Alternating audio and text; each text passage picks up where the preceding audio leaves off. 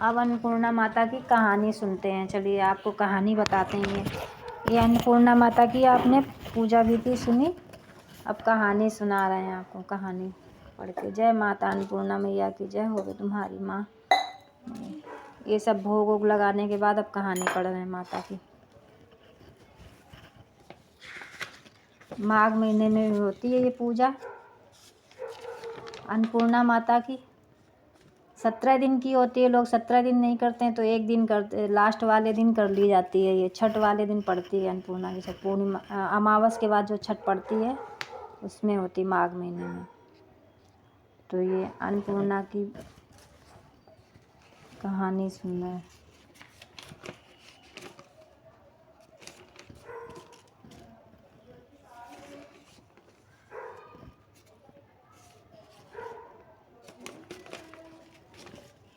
जय माता अन्नपूर्णा मैया की जय। माँ अन्नपूर्णा माता जय माँ। किताब की पूजा कर लें। जय माँ अन्नपूर्णा मैया जय। भोलेनाथ बाबा खीर मांग रहे हैं। भोलेनाथ अन्नपूर्णा माता से देखो कटोरा लिए हैं। जय बाबा की जय। भोलेनाथ बाबा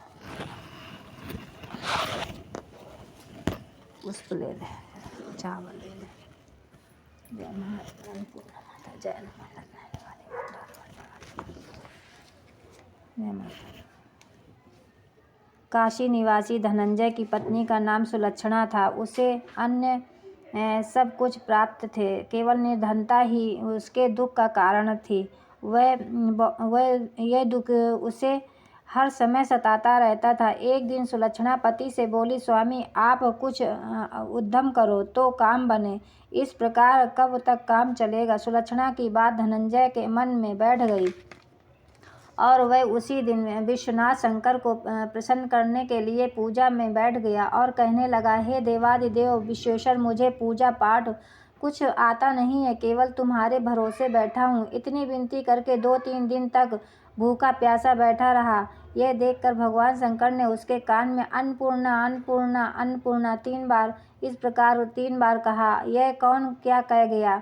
इसी सोच में धनंजय पड़ा था कि मंदिर से आते ब्राह्मणों को देखकर पूछने लगा, पंडित जी अन्नपूर्णा कौन है। ब्राह्मणों ने कहा, तू अन्न छोड़ बैठा है सो तुझे अन्न की ही बात सूझती है। जा घर जाकर अन्न ग्रहण कर। धनंजय घर गया, स्त्री से सारी बात कही। वह बोली, नाथ चिंता मत करो, स्वयं शंकर जी ने यह मंत्र दिया है, वे स्वयं ही इसका खुलासा करेंगे। आप फिर जाकर उनकी आराधना करो। धनंजय फिर जैसा का तैसा पूजा में बैठ गया। रात्रि में शंकर जी ने आज्ञा दी कि तू पूर्व दिशा चला जा। वह अन्नपूर्णा का नाम जपता जाता और रास्ते में फल खाता जाता, झरनों का पानी पीता। इस प्रकार कितने ही दिनों तक चलता गया। वहाँ उसे चांदी सी चमकती वन की शोभा देखने में आई। सुंदर सरोवर देखने में आया। उसके किनारे कितनी ही अप्सराएं झुंड लगाए बैठी थीं। एक कथा कहती थी और बाकी सब माँ अन्नपूर्णा इस प्रकार कहती थीं। अगहन मास की उजियाली रात्रि थी और आज से ही इस व्रत का आरंभ था। जिस शब्द की खोज करने वह निकला था वह उसे वहाँ सुनने को मिला। धनंजय ने उनके पास जाकर पूछा, हे देवियों, आप यह क्या करती हो। उन सबने कहा, हम माता अन्नपूर्णा का व्रत करती हैं। इस प्रकार धनंजय ने फिर पूछा, व्रत करने से क्या होता है। यह किसी ने किया भी है, इसे कब किया जाए, कैसा व्रत है और कैसी विधि है, मुझसे भी कहो। वे कहने लगे, इस व्रत को सब कोई कर सकते हैं। 17 दिन के लिए 17 गांठ का सूत लेना चाहिए। 17 दिन यदि न बने तो एक दिन उपवास करें। यह भी न बने तो केवल कथा सुनकर प्रसाद लें। निराहार रहकर कथा कहें। कथा सुनने वाला कोई न मिले तो पीपल के पत्ते को रख, सुपारी या कुमारी गुहार बाठा वृक्ष को सामने रख, दीपक को साक्षी कर, सूर्य, गाय, तुलसी या महादेव को बिना कथा सुनाए मुख में दाना न डालें। यदि भूल से कुछ पड़ जाए तो एक दिवस फिर उपवास करें। व्रत के दिन क्रोध न करें और झूठ न बोलें। धनंजय बोला, इस व्रत के करने से क्या होगा? वह कहने लगी, इसके करने से अंधों को नेत्र मिले, भूखों को अन्न मिले, निर्धन के घर धन आए, बांझी को संतान मिले, मूर्ख को विद्या आवे। जो जिस कामना से व्रत करे माँ उसकी इच्छा पूरी करती हैं। वह कहने लगा, बहनों, मेरे पास भी धन नहीं है, विद्या नहीं है, कुछ भी तो नहीं है। मैं तो दुखिया ब्राह्मण हूँ। मुझे इस व्रत का सूत्र दोगी? हाँ भाई, तेरा कल्याण हो, इसलिए ले जा, व्रत का मंगल सूत्र देती हूँ। सूत्र ले। धनंजय ने व्रत किया। व्रत पूरा हुआ। तभी सरोवर में से 21 खंड की स्वर्ण सीढ़ी हीरा मोती जड़ी हुई प्रकट हुई। धनंजय जय अन्नपूर्णा कहता जाता था। इस प्रकार कितनी ही सीढ़ियाँ उतर गया तो क्या देखता है कि करोड़ों सूर्य के समान प्रकाशमान माँ अन्नपूर्णा का मंदिर है। उसके सामने स्वर्ण सिंहासन पर माता अन्नपूर्णा विराजमान है। सामने भिक्षा हेतु शंकर भगवान खड़े हैं। देवांगनाएं चंवर डुलाती हैं। कितनी ही हथियार बांधे पहरा देती हैं। धनंजय दौड़कर जगदम्बा के चरणों में गिर गया। देवी उसके मन का क्लेश जान गई। धनंजय कहने लगा, माता, आप तो अंतर्यामिनी हो, आपकी अपनी दशा क्या बताऊं? माता बोली, तूने मेरा व्रत किया है, जा, तेरा संसार सत्कार करेगा। माता ने धनंजय की जिह्वा पर बीज मंत्र लिख दिया। अब तो उसके रोम रोम में विद्या प्रकट हो गई। इतने में क्या देखता है कि वह काशी विश्वनाथ के मंदिर में खड़ा माँ का वरदान ले धनंजय घर आया। सुलक्षणा से सब बात कही। माता जी की कृपा से उसके घर में संपत्ति उमड़ने लगी। छोटा सा घर बहुत बड़ा गिना जाने लगा।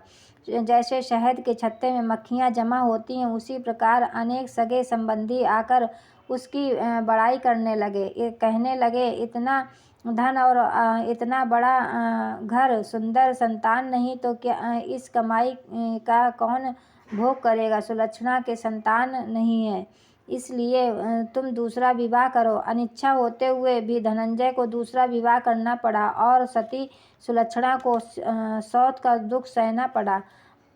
इस प्रकार दिन बीतते गए। फिर अगहन मास आया। नए बंधन से बंधे पति को सुलक्षणा ने कहलवाया कि व्रत के प्रभाव से हम सुखी हुए हैं, इस कारण यह व्रत छोड़ना नहीं चाहिए। यह माता जी का ही प्रताप है जो हम इतने संपन्न और सुखी हैं। सुलक्षणा की बात सुन धनंजय उसके यहाँ आया और व्रत में बैठ गया। नई बहू को इस व्रत की खबर नहीं थी और वह धनंजय के आने की राह देखती रही।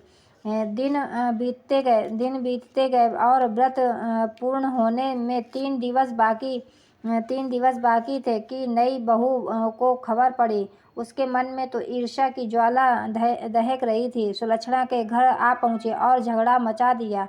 वह धनंजय को अपने साथ ले गई। नए घर में धनंजय को थोड़ी देर के लिए निंद्रा ने आ दबाया। इसी समय नई बहू ने उसका व्रत का सूत्र तोड़कर आग में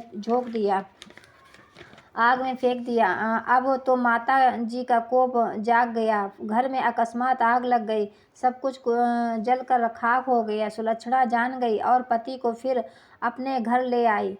नई बहू रूठ कर अपने पिता के घर जा बैठी। संसार में 2 जीव थे, उनमें से एक ही रह गया। पति को परमेश्वर मानने वाली सुलक्षणा बोली, नाथ, घबराना नहीं, माता जी की कला अलौकिक है। पुत्र कुपुत्र हो जाता है पर माता कुमाता नहीं होती है।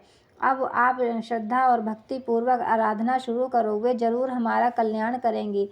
धनंजय फिर माता के पीछे पड़ गया। फिर वही सरोवर सीढ़ी प्रकट हुई। उसमें धनंजय अन्नपूर्णा माँ कहता उतर चला। वहाँ जा माता जी के चरणों में रुदन करने लगा। माता जी प्रसन्न हो बोली, ये मेरी स्वर्ण की मूर्ति ले, इसकी पूजा करना, तू फिर सुखी हो जाएगा। जा, तुझे मेरा आशीर्वाद है। तेरी स्त्री सुलक्षणा ने श्रद्धा से मेरा व्रत किया है, उसे मैंने पुत्र दिया। धनंजय ने आंखें खोलीं। वह खुद को काशी विश्वनाथ के मंदिर में खड़ा पाया। वहाँ से फिर उसी प्रकार घर को आया। इधर सुलक्षणा के दिन चढ़े हुए और महीने पूरे होते ही पुत्र का जन्म हुआ। गांव में आश्चर्य की लहर दौड़ गई। मानता आने लगी। इसी प्रकार गांव के निसंतान सेठ के पुत्र होने से उसके माता अन्नपूर्णा का सुंदर मंदिर बनवा दिया। उसमें माता जी धूमधाम से पधारी, यज्ञ किया और धनंजय को मंदिर के आचार्य का पद दे दिया। जीविका के लिए मंदिर की दक्षिणा और रहने के लिए बड़ा सुंदर घर बनवा दिया। धनंजय स्त्री पुत्र सहित वहाँ रहने लगा।